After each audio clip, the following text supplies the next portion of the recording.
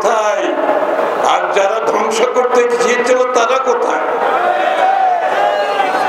একটা জিনিস হয়েছে ভালো কাজ, আমরা রক্ত দিয়েছি, আমরা জেলে গিয়েছি, আমরা অনেক কিছু হারিয়েছি জীবনে, আমরা আমাদের অনেক নেতাকর্মীকে হারিয়েছি, আমাদের অনেক কিছু হারিয়েছি, কিন্তু একটি জায়গায় একটা ভালো কাজ হয়েছে। বিএনপির নেতা কর্মীরা জ্বলে পুড়ে খাঁটি সোনায় তৈরি হয়ে গেছে, এদেরকে কেউ টাচ করার কোনো সুযোগ, এই জন্য বিএনপিকে ভাবতে পারে না। আজকের কর্মসূচি স্থান হচ্ছে বিপ্লব উদ্যান।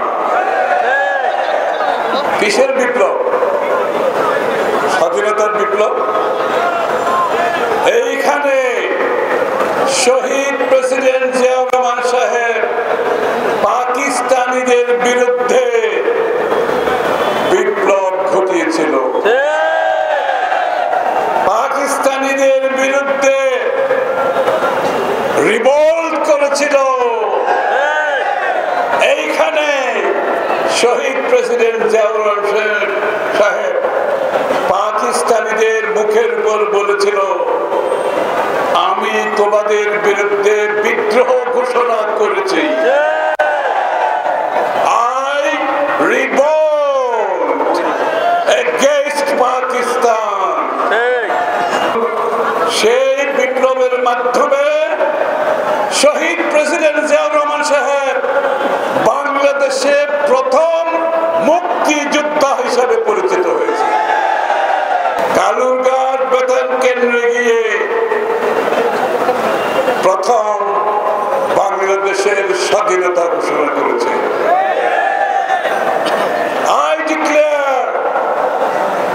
I declare the independence of Bangladesh। আমি বাংলাদেশের স্বাধীনতা ঘোষণা করলাম। শুধু প্রথম মুক্তিযোদ্ধা নয়, প্রথম বাংলাদেশের স্বাধীনতা ঘোষণা করেছেন শহীদ প্রেসিডেন্ট জিয়াউর রহমান। এই কথাগুলো পরিষ্কার ভাবে আমাদেরকে বুঝতে হবে, বলতে হবে, জানতে হবে নতুন প্রজন্মকে। স্বাধীনতার এই কথাগুলো অনেকে বলতে লজ্জা পায়, অনেকে বলতে সাহস করে না, কিন্তু এগুলো হচ্ছে স্বাধীনতার ভিত্তিপ্রস্তর স্থাপন করেছিলেন এই দুটি কাজের মাধ্যমে। সেই স্বাধীনতা ঘোষণার পরে যাদের মধ্যে সন্দেহ ছিল, যারা পথ নির্দেশনা পাচ্ছিল না, কারণ শেখ মুজিবুর রহমান তো পাকিস্তানে চলে গেছে, উনি পাকিস্তানিদের হাতে ধরা দিয়ে উনি পাকিস্তান চলে গেছেন, বাংলাদেশের মানুষ পথ খুঁজে পাচ্ছিল না। কিন্তু কালুরঘাট বেতার কেন্দ্র থেকে যে বাংলাদেশের স্বাধীনতার ঘোষণা হয়েছে, বাংলাদেশের মানুষকে পথ নির্দেশনা পরিষ্কার ভাবে শহীদ প্রেসিডেন্ট জিয়াউর রহমান সাহেব দিয়েছেন। তারপরে পুরো জাতি যুদ্ধে নেমে গেছে, সারা বাংলাদেশ ব্যাপী যুদ্ধ শুরু হয়েছে। আজকে বাংলাদেশের স্বাধীনতার কথা যখন আমরা বলি, অনেকের অবদান আছে।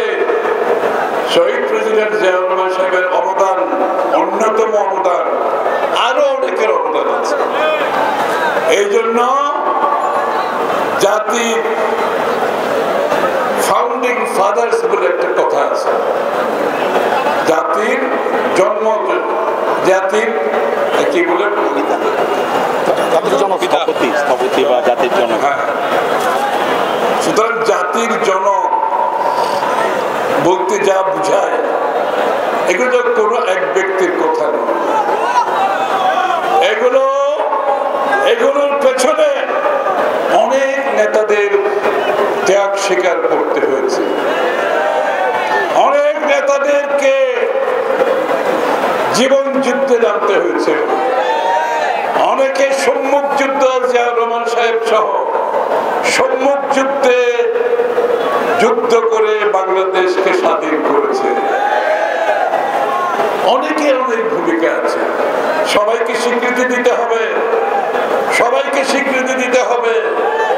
এই জন্য আমেরিকাতে এদেরকে বলে ফাউন্ডিং ফাদার্স, অর্থাৎ অনেকের যাদের অবদান আছে সকলকে স্বীকৃতি দিয়ে জাতির জনক হিসাবে একাধিক ব্যক্তি যাদের অবদান আছে তাদেরকে স্বীকৃতি দিয়ে আজ পর্যন্ত সবাইকে ওরা স্মরণ করে।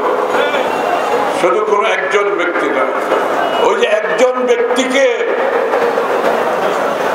তারা সিম্বল হিসেবে ব্যবহার করে, একজন ব্যক্তিকে ব্যবহার করে বাংলাদেশে যে গুম, খুন, হত্যা, মিথ্যা মামলা, নিপীড়ন, নির্যাতন, লুটপাট, বাংলাদেশের মানুষের গণতান্ত্রিক অধিকার, মানব অধিকার, আইনের শাসন কেড়ে নেওয়া, বাংলাদেশকে একটি ফ্যাসিস্ট রাষ্ট্রে পরিণত করা, একটি মাফিয়া রাষ্ট্রে পরিণত করা, ওই সেই ব্যক্তির নাম দিয়ে তারা সেই ব্যক্তির মূর্তি স্থাপন করে সারা বাংলাদেশে এই খারাপ কাজগুলো তারা করেছে। এই স্বৈরাচারের যখন পতন হয়, যেই ব্যক্তিকে ব্যবহার করে এই কাজগুলো করেছে সেই ব্যক্তির মূর্তিগুলো সব নেমে যায়। সেই ব্যক্তি যে ব্যক্তিকে ব্যবহার করে তারা এই খারাপ কাজগুলো করেছে, তাদের সাথে সাথে সেই ব্যক্তিটিও জনগণের কাছ থেকে হঠাৎ করে যেন চলে যায়। এটা তো আপনি যখন একটা কোন সিম্বল ব্যবহার করে যদি দেশে গণতন্ত্র অব্যাহত রাখতাম, আমরা যদি দেশের মানুষের অধিকারগুলো দিয়ে দিতাম, ভোটাধিকার দিতাম, তাদের মাধ্যমে নির্বাচিত সরকার থাকতো যারা জনগণের কাছে দায়বদ্ধ থাকতো, চরম দুর্নীতি, অর্থ পাচার, এগুলো থেকে দেশ বেঁচে যেত। বাংলাদেশি জাতীয়তাবাদ জাতীয় ঐক্যের মাধ্যমে, এটার ভিত্তি ছিল অর্থনৈতিক মুক্তি, এটার মুক্তি ছিল একটি স্বাধীন সার্বভৌম। আমাদের নেতা কর্মীরা বাড়িতে থাকতে পারে নাই, আমাদের নেতা কর্মীরা জীবন দিয়েছে, রক্ত দিয়েছে, গুম হয়েছে, খুন হয়েছে। আমাদের নেতা কর্মীরা বৎসরের পর বৎসর মিথ্যা মামলায় জেলখানায় কাটিয়েছে, আমিও কাটিয়েছি আপনাদের সাথে। আমরা সবাই তার শিকার। সুতরাং এর মধ্যে প্রধান উদ্দেশ্য ছিল বিএনপিকে ধ্বংস করে দেওয়া। বিএনপি আজকে কোথায়? আর যারা ধ্বংস করতে চেয়েছিল তারা কোথায়? একটা জিনিস হয়েছে ভালো কাজ, আমরা রক্ত দিয়েছি, আমরা জেলে গিয়েছি, আমরা অনেক কিছু হারিয়েছি জীবনে, আমরা আমাদের অনেক নেতাকর্মীকে হারিয়েছি, আমাদের অনেক কিছু হারিয়েছি, কিন্তু একটি জায়গায় একটা ভালো কাজ হয়েছে। বিএনপির নেতা কর্মীরা জ্বলে পুড়ে খাঁটি সোনায় তৈরি হয়ে গেছে। এদেরকে কেউ টাচ করার কোনো সুযোগ, এই জন্য বিএনপিকে ভাবতে পারে না। মানুষের ঐক্যমতের পরিপ্রেক্ষিতে আমরা বাংলাদেশকে সামনে দিকে নিয়ে যেতে চাচ্ছি, আমরা কোনো বিভক্তি চাচ্ছি না, এবং সেই জায়গা থেকে বিএনপি সরে দাঁড়াবে না। বিএনপি নির্বাচনের মাধ্যমে যে ৩১ দফা যে সংস্কার প্রস্তাব নির্বাচনে জনগণের কাছে সেটা উপস্থাপন করবে, পরবর্তীতে জাতীয় সরকারের মাধ্যমে সেটা বাস্তবায়ন করবে, সবাইকে নিয়ে ঐক্যবদ্ধভাবে ঐক্যমতের পরিপ্রেক্ষিতে সেটার বাস্তবায়ন হবে। আর ইতিমধ্যে যদি আগামী নির্বাচনের আগে জরুরি কিছু সংস্কারের প্রয়োজন হন, ঐক্যমতের ভিত্তিতে, আমি আবার রিপিট করছি, ঐক্যমতের ভিত্তিতে সেই সমস্ত সংস্কার নির্বাচনের আগে হতে পারে, যেগুলো নেহায়েত প্রয়োজনীয়। সংস্কার চলমান প্রক্রিয়া, আজকে হবে, এই পরবর্তী মাসে হবে, পরবর্তী বছর হবে, 5 বছর পরে হবে, 10 বছর পরে হবে। কেউ বসে বলতে পারবে না আমরা বসে সংস্কার করে দিলাম, বাংলাদেশ আগামী 50 বছর এইভাবে চলবে। এইভাবে চলে না, সংস্কার চলমান প্রক্রিয়া।